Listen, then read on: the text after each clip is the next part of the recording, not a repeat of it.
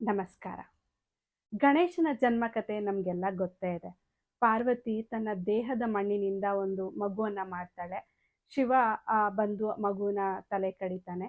ಮತ್ತೆ ಆನೆಯ ತಲೆ ತಂದು ಜೋಡಿಸ್ತಾನೆ. ಗಣಗಳ ಈಶ ಗಣೇಶ ಅಂತ ನಾಮಕರಣ ಮಾಡ್ತಾರೆ. ಹೀಗೆ ನಮಗೆ ಚಿಕ್ಕ ವಯಸ್ಸಿಂದನೂ ಈ ಕತೆ ನಾವು ಕೇಳ್ಕೊಂತ ಬಂದಿದ್ದೀವಿ.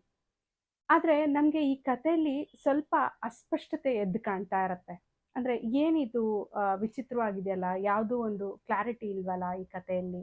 ಅಂದ್ರೆ 10 ವರ್ಷ ತಪಸ್ಸಿನ ನಂತರ ಕೂಡ ಅಷ್ಟೊಂದು ಶಿವಂಗೆ ಕೋಪ ಬಂದಿರುತ್ತಾ? ಈಗ ನಾವೊಂದು 10 ನಿಮಿಷ ಧ್ಯಾನ ಮಾಡಿದ್ರೆ ಸಾಕು, ನಾವು ಎಷ್ಟು ಶಾಂತವಾಗಿರ್ತೀವಿ. ಅಂಥದ್ರಲ್ಲಿ 10 ವರ್ಷ ತಪಸ್ಸಿನ ನಂತರ ಕೂಡ ತನ್ನ ಕರ್ತವ್ಯನ ನಿಷ್ಠೆಯಿಂದ ಪಾಲಿಸ್ತಿರೋ ಮಗುವಿನ ಮೇಲೆ ಅಷ್ಟೊಂದು ಕೋಪ ಶಿವನಿಗೆ ಬಂತ? ಮತ್ತೆ ಶಿವ ಮಗುವನ್ನ ಕೊಂದ ಅಂತ ಹೇಳೋದಿಲ್ಲ. ಶಿವ ಮಗುವಿನ ತಲೆಯನ್ನ ಕಡ್ದ ಅಂತ ಹೇಳ್ತಾರೆ. ಏನಿದು ವಿಚಿತ್ರವಾಗಿದೆಯಲ್ಲ. ಮತ್ತೆ ಮಗುವಿನ ತಲೆಯನ್ನ ಜೋಡಿಸ್ಬೋದಿತ್ತಲ್ಲ, ಮತ್ತ್ಯಾಕೆ ಆನೆ ತಲೆ ತಂದ್ಬಿಟ್ಟು ಜೋಡಿಸಿದ್ರು?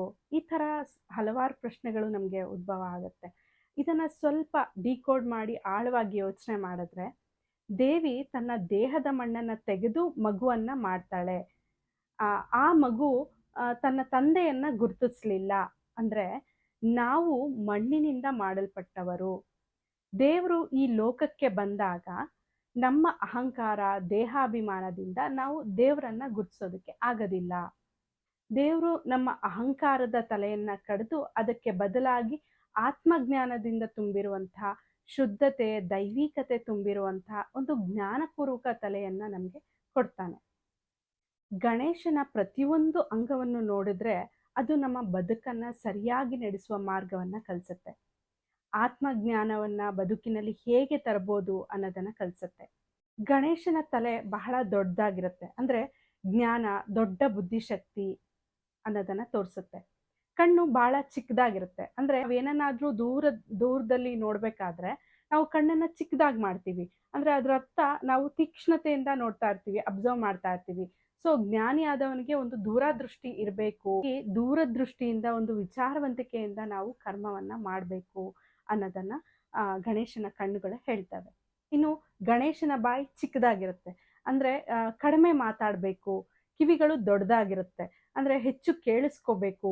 ಕಡಿಮೆ ಮಾತು, ಹೆಚ್ಚು ಕೇಳಿಸ್ಕೊಳ್ಳೋದು. ಇದರಿಂದ ನಮ್ಮ ಸಂಬಂಧಗಳು ಸರಿ ದಾರಿಯಲ್ಲಿ ಹೋಗ್ತವೆ ಅನ್ನೋದನ್ನ ಹೇಳುತ್ತೆ. ಗಣೇಶನಿಗೆ 2 ದಂತಗಳಿದೆ. ಒಂದು ಮುರಿದೋಗಿದೆ, ಇನ್ನೊಂದು ಹಾಗೆ ಇದೆ. ಅಂದ್ರೆ ಏನಿದ್ರ ಅರ್ಥ ಅಂದ್ರೆ, ನಾವು ಜೀವನದಲ್ಲಿ ದ್ವಂದ್ವಗಳು ನಮ್ಗೆ ತುಂಬಾ ಇರುತ್ತೆ. ಅಂದ್ರೆ ದ್ವಂದ್ವ ಅಂದ್ರೆ ಈಗ ಪುರುಷ ಸ್ತ್ರೀ ಅನ್ನೋದಿರ್ಬೋದು, ಧರ್ಮಗಳ ಬಗ್ಗೆ ಆಗಿರ್ಬೋದು, ವಯಸ್ಸಿನ ಬಗ್ಗೆ ಆಗಿರ್ಬೋದು. ಹೀಗೆ ದೇಹಾಭಿಮಾನದಿಂದ, ಅಹಂಕಾರದಿಂದ ನಮ್ಮ ಜೀವನ ತುಂಬ ಹೋಗಿರುತ್ತೆ. ಇಲ್ಲಿ ದ್ವಂದ್ವತೆ ಜಾಸ್ತಿ ಆಗಿರುತ್ತೆ. ಈ ದ್ವಂದ್ವವನ್ನ ನಾವು ನಾಶ ಮಾಡಬೇಕು. ಸೊ ಏಕದಂತ ಅಂದ್ರೆ ಒಂದೇ ದಂತ ಅನ್ನೋದು ಅದಕ್ಕೆ. ನಾವು ಎಲ್ಲೇ ನೋಡಿ ಎಲ್ಲಾ ಕಡೆನೂ ಆ ದ್ವಂದ್ವತೆ ನಮಗೆ ನಮ್ಮ ವಿಚಾರವಂತಿಕೆಯಲ್ಲೂ ನಾವು ವಿಚಾರ ಮಾಡೋದ್ರಲ್ಲೂ ಅಷ್ಟೇ ದ್ವಂದ್ವತೆ ಇರುತ್ತೆ. ಈಗ ನಾವು ಯಾವುದೋ ಒಂದು ಫಂಕ್ಷನ್ಗೆ ಹೋದ್ರೆ ನಾವಲ್ಲಿ ಸ್ಪೆಷಲ್ ಆಗಿ ಕಾಣಬೇಕು, ನಾವು ಡಿಫ್ರೆಂಟ್ ಆಗಿ ಕಾಣಬೇಕು. ಈ ತರ ಒಂದು ಮೈಂಡ್ ಸೆಟ್. ಅಂದ್ರೆ ಬೇರೆಯಾಗಿರ್ಬೇಕು, ಅಥವಾ ನಾನು ಚೆನ್ನಾಗಿಲ್ಲ, ಅವರೆಲ್ಲ ಚೆನ್ನಾಗಿದ್ದಾರೆ, ನಾನು ಚೆನ್ನಾಗಿಲ್ಲ. ಈ ತರ ಎಲ್ಲಾದ್ರಲ್ಲೂ ಒಂದು ಇನ್ಫೀರಿಯಾರಿಟಿ ಇರುತ್ತೆ, ಇಲ್ಲ ಅಂದ್ರೆ ಸುಪೀರಿಯಾರಿಟಿ ಕಾಂಪ್ಲೆಕ್ಸ್. ಯಾವಾಗ್ಲೂ ನಾವು ಎಲ್ಲರಂತೆ, ನಾವು ಎಲ್ಲರ ಹಾಗೇನೂ ನಾವು ಒಂದು ವಿಚಾರವಂತಿಕೆ ಯಾವಾಗ ನಮ್ಮಲ್ಲಿ ಬೆಳೆಯುತ್ತೆ, ಆಗ ನಮ್ಮ ಮನಸ್ಸು ಶಾಂತ ಸ್ಥಿತಿಯಲ್ಲಿ ಇರುತ್ತೆ ಅನ್ನೋದು ಈ ದಂತದ ಒಂದು ಸಂದೇಶ. ಈ ಸೊಂಡಿಲು ಏನ್ ಹೇಳುತ್ತೆ ಅಂದ್ರೆ, ಈಗ ನಾವು ಸಾಮಾನ್ಯವಾಗಿ ಆನೆ ಸೊಂಡಿಲಿಂದ ಮರವನ್ನ ಉಳಿಸೋದು ನೋಡಿದೀವಿ. ಹಾಗೆ ಒಂದು ಚಿಕ್ಕ ಮಗುವನ್ನು ಕೂಡ ಮಮತೆಯಿಂದ ಎತ್ತೋದನ್ನ ನೋಡಿದೀವಿ. ಅದೇ ತರ ಆಧ್ಯಾತ್ಮಿಕತೆ ಬಂದಾಗ ನಮ್ಮ ಜೀವನದಲ್ಲಿ ನಮ್ಮ ಮನಸ್ಸು ಬಹಳ ಮೃದುವಾಗೂ ಕೂಡ ಇರುತ್ತೆ, ಬಹಳ ಪ್ರೀತಿಯಿಂದ ಕೂಡ ಇರುತ್ತೆ, ಹಾಗೆ ಶಕ್ತಿಯುತವಾಗಿ ಕೂಡ ನಮ್ಮ ಮನಸ್ಸು ಆಗತ್ತೆ ಅಂತ ಹೇಳ್ಬೋದು. ಸಾಮಾನ್ಯವಾಗಿ ಜನರಲ್ಲಿ ಒಂದು ತಪ್ಪು ಕಲ್ಪನೆ ಇದೆ. ಆಧ್ಯಾತ್ಮಿಕತೆ ಅಂದ್ರೆ ಒಂದು ದುರ್ಬಲರಾಗೋದು, ನಕಾರಾತ್ಮಕವಾಗಿದ್ರೆ ಜಗತ್ತು ನಮ್ಮನ್ನ ತುಳಿಯುತ್ತೆ, ನಾವು ಶುದ್ಧವಾಗಿ ಸರಳವಾಗಿದ್ರೆ ಜನ ನಮಗೆ ಮೋಸ ಮಾಡ್ತಾರೆ. ಹೀಗೆ ಏನೇನೋ ಆಧ್ಯಾತ್ಮಿಕತೆ ಅಂದ್ರೇನೆ ಎಲ್ಲ ಬಿಟ್ಬಿಟ್ಟು ಸನ್ಯಾಸತ್ವ ತಗೊಳ್ಳೋದು, ಹೀಗೆ ವಿಚಿತ್ರವಾದ ಕಲ್ಪನೆಗಳು ಜನರಲ್ಲಿರುತ್ತೆ. ಆದ್ರೆ ಆಧ್ಯಾತ್ಮಿಕತೆ ಅಂದ್ರೆ ಮೃದುತ್ವ ಮತ್ತು ಶಕ್ತಿಯ ಸಮತೋಲನ ಅಂತ ಹೇಳ್ಬೋದು. ಪ್ರೀತಿ ಮತ್ತು ನಿಯಮ, ಡಿಸಿಪ್ಲಿನ್, ಇವೆರಡರ ಸಮತೋಲನ ಅಂತ ಹೇಳ್ಬೋದು. ಗಣೇಶನ ಸೊಂಡಿಲಿನ ಸಂಕೇತ. ಇನ್ನು ಗಣೇಶನ ಹೊಟ್ಟೆ ಬಗ್ಗೆ ಹೇಳೋದಾದ್ರೆ ಹೊಟ್ಟೆ ಬಹಳ ದೊಡ್ಡದು. ಗಣಪತಿ ಹೊಟ್ಟೆ ದೊಡ್ಡದು ಅಂದ್ರೆ ಯಾರೇ ಏನೇ ತನ್ನ ಕಷ್ಟಗಳನ್ನ ಹೇಳಿದ್ರೆ ಅದನ್ನ ತನ್ನ ಹೊಟ್ಟೆಲಿ ಇಟ್ಕೋತಾನೆ, ಅದನ್ನ ಬೇರೆಯವರಿಗೆ ಹೇಳಲ್ಲ. ಅಂದ್ರೆ ಈಗ ನೀವು ಈಗಿನ ಜೀವನದಲ್ಲಿ ನೋಡ್ಬೋದು, ಸಾಮಾನ್ಯವಾಗಿ ಯಾರಾದ್ರೂ ತಮ್ಮ ಕಷ್ಟಗಳನ್ನ ಹೇಳ್ಕೊಂಡ್ರೆ ಅದನ್ನ ಗೇಲಿ ಮಾಡಿ ನಗಾಡೋದು, ಇನ್ನೊಬ್ರಿಗೆ ತಗೊಂಡೋಗಿ ಹೇಳೋದು, ಅಪಪ್ರಚಾರ ಮಾಡೋದು, ಹೀಗೆಲ್ಲ ಮಾಡ್ತಾರೆ. ಆಗ ಈ ನೊಂದಿರೋಂಥ ವ್ಯಕ್ತಿಗಳು ಇನ್ನೂ ಕುಗ್ಗ್ ಹೋಗ್ತಾರೆ. ಸೊ ಇದರಿಂದ ಏನಾಗತ್ತೆ, ಈಗ ಯಾರು ಗೇಲಿ ಮಾಡಿ ನಗಾಡ್ತಾ ಇರ್ತಾರೆ ಅದು ಅವರ ಜೀವನಕ್ಕೆ ತೊಂದರೆ ಕೊಡುತ್ತೆ ಅನ್ನೋ ಅನ್ನೋ ಒಂದು ಜ್ಞಾನ ಕೂಡ ಅವ್ರಿಗಿರಲ್ಲ. ಅಹಂಕಾರ ಜಾಸ್ತಿ ಆದ್ರೆ ನನ್ನ ಏಳಿಗೆ ಕುಂಠಿತವಾಗತ್ತೆ ಅನ್ನೋ ಆ ಕಾಮನ್ ಸೆನ್ಸ್ ಕೂಡ ಇಲ್ಲ. ಸುಮ್ಮನೆ ಗೇಲಿ ಮಾಡ್ತಾ ಇರ್ತಾರೆ, ಅಯ್ಯೋ ಅವ್ರ ಜೀವನದಲ್ಲಿ ಹಿಂಗಾಯ್ತಂತೆ, ಅಯ್ಯೋ ಅವ್ರ ಜೀವನದಲ್ಲಿ ಹಂಗಾಯ್ತಂತೆ ಅಂತ ನಗಾಡ್ತಾ ಇರ್ತಾರೆ. ಪಾಪ ಯಾರೋ ಏನೋ ತಮ್ಮ ಕಷ್ಟನ ಅವ್ರಿಗೆ ಹೇಳ್ಕೊಂಡಿರ್ತಾರೆ, ತಮ್ಮ ನೋವನ್ನ ಅವ್ರಿಗೆ ಹೇಳ್ಕೊಂಡಿರ್ತಾರೆ. ಆದ್ರೆ ಅದನ್ನ ಗೇಲಿ ಮಾಡಿ ಮಾತಾಡೋದು ಎಷ್ಟು ಮಟ್ಟಿಗೆ ಸರಿ? ಆದ್ರೆ ಗಣೇಶನ ಹೊಟ್ಟೆ ಏನ್ ತೋರ್ಸತ್ತೆ ಅಂದ್ರೆ, ಯಾರು ಏನೇ ಹೇಳಿದ್ರು ನಾನು ಅದನ್ನ ಅರಗಿಸ್ಕೊಳ್ತೀನಿ, ನನ್ನಲ್ಲೇ ನಾನು ಇಟ್ಕೊಳ್ತೀನಿ, ಇನ್ನೊಬ್ರಿಗೆ ನಾನು ಅದನ್ನ ಹೇಳೋದಿಲ್ಲ ಅನ್ನೋದನ್ನ ಗಣೇಶನ ಹೊಟ್ಟೆಯ ಒಂದು ಸಂಕೇತ. ಇನ್ನು ಗಣೇಶನ 4 ಭುಜಗಳ ಬಗ್ಗೆ ಹೇಳೋದಾದ್ರೆ, ಒಂದ್ ಕೈಯಲ್ಲಿ ಅಂಕುಶ ಇಟ್ಕೊಂಡಿರ್ತಾನೆ, ಅಂದ್ರೆ ಮನಸ್ಸನ್ನ ನಿಯಂತ್ರಿಸ್ಬೇಕು ಅನ್ನೋದನ್ನ ಹೇಳುತ್ತೆ. ನಮ್ಮ ದುರ್ಗುಣಗಳು, ನಮ್ಮ ನಕಾರಾತ್ಮಕತೆ, ಈ ತಪ್ಪಾದ ಕರ್ಮದ ಲೆಕ್ಕವನ್ನ ಕತ್ತರಿಸಿ ಹಾಕ್ಬೇಕು ಈ ಅಂಕುಶ ಹೇಳುತ್ತೆ. ಕೈಯಲ್ಲಿ ಹಗ್ಗ ಅಂದ್ರೆ ಶಿಸ್ತಿನ ಒಂದು ಹಗ್ಗ ಅಂತ ಹೇಳ್ಬೋದು. ಈಗ ನಾವು ಒಂದು ಧ್ಯಾನ ಮಾಡಬೇಕು ಅಂದ್ರೆ ನಾವು ಶಿಸ್ತುಬದ್ಧವಾಗಿ ಮಾಡಬೇಕು. ಧ್ಯಾನ ಹಾಗೆ ಒಲಿಯೋದಿಲ್ಲ, ಪ್ರತಿನಿತ್ಯ ನಾವು ಅದನ್ನ ಅಭ್ಯಾಸ ಮಾಡಿದ್ರೆ ಮಾತ್ರ ನಾವು ಆ ಧ್ಯಾನವನ್ನ ಸಿದ್ಧಿಸ್ಕೊಳ್ಬೋದು.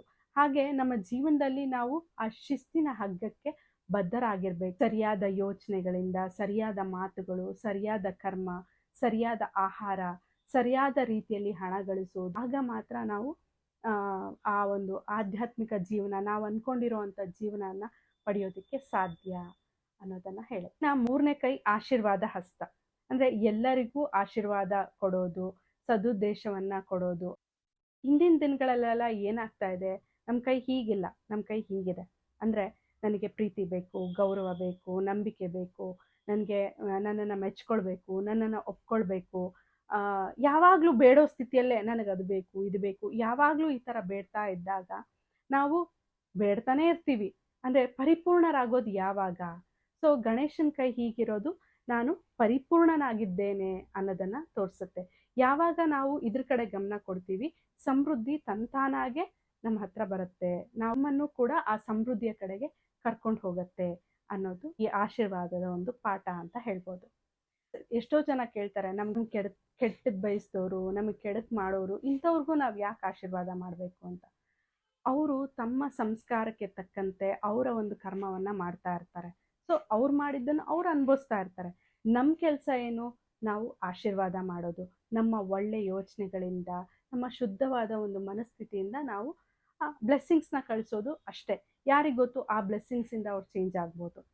ಸೊ ಈ ಒಂದು ಒಳ್ಳೆ ಶುದ್ಧ ಮನಸ್ಸಿನಿಂದ ನಾವು ಆಶೀರ್ವಾದ ಮಾಡೋದ್ರಿಂದ ನಮಗೂ ಒಳ್ಳೆಯದು, ಅವ್ರಿಗೂ ಒಳ್ಳೇದಾಗುತ್ತೆ, ಹಾಗೆ ವಾತಾವರಣಕ್ಕೂ ಕೂಡ ಒಳ್ಳೇದಾಗುತ್ತೆ. 4ನೇ ಕೈಯಲ್ಲಿ ಮೋದಕ ಹಿಡ್ಕೊಂಡಿರ್ತಾನೆ. ಅಂದ್ರೆ ಈಗ ಅದೇನ್ ತೋರಿಸುತ್ತೆ ಅಂದ್ರೆ, ಈ ಮೋದಕವನ್ನ ಮಾಡ್ಬೇಕಾದ್ರೆ ತುಂಬಾ ಶ್ರಮ ವಹಿಸಿ ಮಾಡ್ಬೇಕು. ಸೊ ನಾವು ಶ್ರಮ ವಹಿಸಿ ಯಾವುದೇ ಕೆಲಸವನ್ನ ಮಾಡಿದ್ರೆ ಆ ಕೆಲಸ ಸಿಹಿಯಾಗಿರುತ್ತೆ ಅನ್ನೋದನ್ನ ತೋರಿಸುತ್ತೆ. ಮತ್ತೆ ಆ ಮೋದಕನ ತಿನ್ನೋದಿಲ್ಲ ಗಣೇಶ, ಅದನ್ನ ಹಿಡ್ಕೊಂಡಿರ್ತಾನೆ. ಅಂದ್ರೆ ಆ ಫಲ ನಮ್ಗೇನೇ ಒಂದು ನಾವು ಕಷ್ಟಪಟ್ಟು ಮಾಡಿರುವಂತ ಫಲ ನಮಗ್ ಸಿಕ್ಕಿದ್ರೆ ಅದರಿಂದ ನಮ್ಗೆ ಅಹಂಕಾರ ಬರಬಾರ್ದು, ಅಹಂಕಾರವಿಲ್ಲದ ಸಾಧನೆ ಅನ್ನೋದನ್ನ ಆ ಒಂದು ಮೋದಕನ ಕೈಯಲ್ಲಿ ಹಿಡ್ದಿರೋದು ತೋರ್ಸುತ್ತೆ. ಗಣೇಶ ಕೂತ್ಕೊಂಡಿರೋ ಸ್ಥಿತಿ. ಇನ್ನ ಗಣೇಶ ಹೇಗ್ ಕೂತ್ಕೊಂಡಿರ್ತಾನೆ, ಒಂದ್ ಕಾಲ್ ಮಡ್ಚಿರ್ತಾನೆ, ಒಂದ್ ಕಾಲ್ ನೆಲಕ್ಕಿರುತ್ತೆ.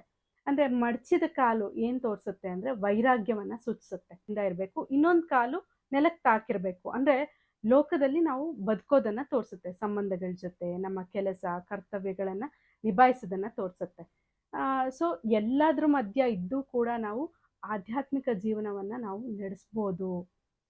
ಈ ಲೋಕದಲ್ಲಿ ಬದುಕಿ ಆ ಲೋಕದ ಪ್ರಭಾವಕ್ಕೆ ಒಳಗಾಗಬಾರ್ದು ಅನ್ನೋದನ್ನ ಗಣೇಶ ಕೂತಿರುವ ಸ್ಥಿತಿಯನ್ನ ಹೇಳುತ್ತೆ. ಇನ್ನು ಮೂಷಿಕ ವಾಹನ, ಅದ್ರ ಬಗ್ಗೆ ಹೇಳೋದಾದ್ರೆ ಇಲಿ ಕರ್ಮೇಂದ್ರಿಯಗಳ ಪ್ರತೀಕ.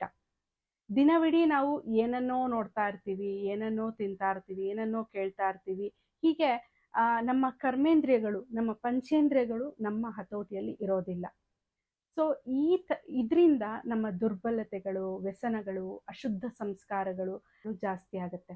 ಈ ಸಂಸ್ಕಾರಗಳು, ಈ ಕೆಟ್ಟ ಸಂಸ್ಕಾರಗಳು ಹೇಗೆ ನಮ್ಮ ಜೀವನದಲ್ಲಿ ಬರುತ್ತೆ ಅನ್ನೋದೇ ಗೊತ್ತಾಗೋದಿಲ್ಲ. ಹೇಗೆ ಇಲಿ ನಮ್ಮ ಮನೆಗೆ ಬಂದಾಗ ಗೊತ್ತೇ ಆಗೋದಿಲ್ಲ ಎಲ್ಲಿಂದ ಬಂತು, ನಾವು ಕಿಟಕಿ ಬಾಗ್ಲು ಎಲ್ಲ ಮುಚ್ಚಿದ್ರು ಕೂಡ ಇಲಿ ಹೆಂಗ್ ನುಗ್ತು ಅನ್ನೋದೇ ಗೊತ್ತಾಗಲ್ಲ.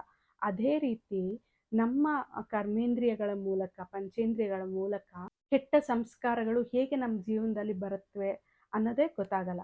ಗಣೇಶ ಇಲಿಯ ಮೇಲೆ ಕುಳಿತುಕೊಳ್ಳೋದು. ಸೊ ಅದರ ಅರ್ಥ ಏನು ಅಂದ್ರೆ ನಮ್ಮ ಒಂದು ಕರ್ಮೇಂದ್ರಿಯಗಳ ಮೇಲೆ, ಪಂಚೇಂದ್ರಿಯಗಳ ಮೇಲೆ ನಾವು ಹಿಡಿತವನ್ನ ಸಾಧಿಸ್ಬೇಕು ಅನ್ನೋದನ್ನ ತೋರಿಸುತ್ತೆ. ಇನ್ನ ಗಣಪತಿಯರ ಪತ್ನಿಯರು ವೃದ್ಧಿ ಮತ್ತೆ ಸಿದ್ಧಿ ಬಲಭಾಗ ಮತ್ತೆ ಎಡಭಾಗದಲ್ಲಿ ಇರ್ತಾರೆ. ಅದೇನ್ ತೋರಿಸುತ್ತೆ ಅಂದ್ರೆ ನಮ್ಮ ದುರ್ಬಲತೆಗಳನ್ನ ನಾವು ಜಯಿಸಿದಾಗ, ಶಿಸ್ತಿನಿಂದ ನಾವು ಆಧ್ಯಾತ್ಮಿಕ ಜೀವನದಲ್ಲಿ ನೆಲೆಗೊಂಡಾಗ ನಮ್ಮ ಜೀವನದಲ್ಲಿ ಸಮೃದ್ಧಿ ಅಂದ್ರೆ ವೃದ್ಧಿ, ಆಮೇಲೆ ಆಧ್ಯಾತ್ಮಿಕ ಶಕ್ತಿ ಅಂದ್ರೆ ಸಿದ್ಧಿ, ಇದು ತಂತಾನಾಗೆ ಬರುತ್ತೆ ಅನ್ನೋದನ್ನ ಹೇಳುತ್ತೆ. ಇಷ್ಟು ಗಣೇಶನ ರೂಪದ ಕಲಿಕೆ ಅಂತ ಹೇಳ್ಬೋದು. ಮನಸ್ಸನ್ನು ಗೆದ್ದರೆ ಲೋಕವನ್ನ ಗೆದ್ದಂತೆ. ಸೊ ನಾವು ಗಣೇಶನಂತೆ ಆಗೋಣ. ಗಣೇಶನ ಪ್ರತಿಯೊಂದು ಗುಣವನ್ನು ನಮ್ಮ ಜೀವನದಲ್ಲಿ ನಾವು ಅಳವಡಿಸ್ಕೊಳ್ಳೋಣ. ಅಂದ್ರೆ ದೊಡ್ಡ ಬುದ್ಧಿ, ವಿಶಾಲ ದೃಷ್ಟಿ, ತೀಕ್ಷ್ಣ ಕಿವಿ, ಸತ್ಯವನ್ನ ಮಾತ್ರ ಕೇಳೋವಂಥದ್ದು, ಉತ್ತಮವಾಗಿರುವಂಥದ್ದನ್ನ ಮಾತ್ರ ಕೇಳುವಂಥದ್ದು, ಕಡಿಮೆ ಮಾತಾಡೋದು, ಮೃದು ಮತ್ತೆ ಶಕ್ತಿಶಾಲಿ ಸ್ವಭಾವವನ್ನ ಮೈಗೂಡಿಸ್ಕೊಳ್ಳೋದು, ಶುದ್ಧವಾದ ಚಿಂತನೆಯನ್ನ ಮಾಡುವಂಥದ್ದು, ಜ್ಞಾನ ಸಿದ್ಧಾಂತಗಳಿಗೆ ಬದ್ಧತೆಯಿಂದ ಇರುವಂಥದ್ದು, ಅಂಕುಶದಿಂದ ಅಡಚಣೆಗಳನ್ನ, ನಕಾರಾತ್ಮಕತೆಯನ್ನ ಕಡಿದು ಹಾಕೊಳ್ಳೋದು, ಎಲ್ಲರಿಗೂ ಆಶೀರ್ವಾದ ನೀಡೋದು, ಅಹಂಕಾರವಿಲ್ಲದೆ ಸಾಧನೆಯನ್ನ ಮಾಡುವಂಥದ್ದು, ವಿನಮ್ರತೆಯಿಂದ ಇರುವಂಥದ್ದು, ಈ ಎಲ್ಲ ಗುಣಗಳು ನಮ್ಮ ಜೀವನದಲ್ಲಿ ನಾವು ಅಳವಡಿಸ್ಕೊಳ್ಳೋದ್ರಿಂದ ನಮ್ಮ ವ್ಯಕ್ತಿತ್ವದ ಹೊಳಪು ಇನ್ನೂ ಜಾಸ್ತಿ ಆಗುತ್ತೆ. ಇನ್ನೂ ನಾವು ನಮ್ಮ ಜೀವನ ಸುಂದರವಾಗಿರುತ್ತೆ ಅಂದರೆ ತಪ್ಪಾಗಲ್ಲ. ಗಣೇಶ ಚತುರ್ಥಿಯ ಶುಭಾಶಯಗಳು. ಧನ್ಯವಾದಗಳು.